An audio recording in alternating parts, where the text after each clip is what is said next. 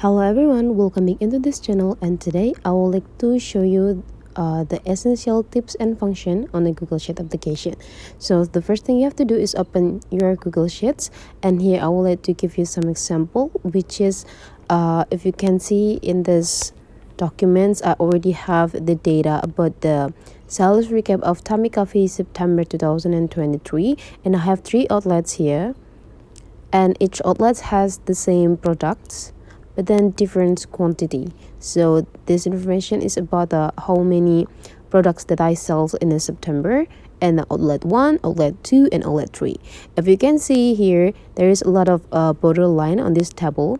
So I would like to make this more tidy. I would like to tie up this table. So I would like to make this outlet information is stay in the middle only for this part from the espresso to fresh juice. So I will like to merge the cell. So the things that we have to do to merge the cells is just go block the specific cells that we want to merge it into one cells, and whenever you already block it, you just need to take a look on this button features and just click this part.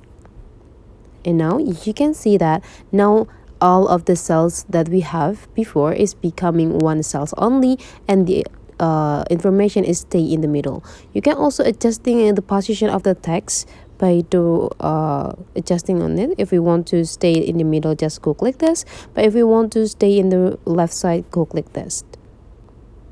Okay, let's do the next for the outlet 2. Block all of the cells, and after that you just need to go click this part to merge the cell, and go click this part to bring the text in the left side. The last one, the outlet 3, block the cells, go click merge cells with these symbols, and after that go make it in the left side.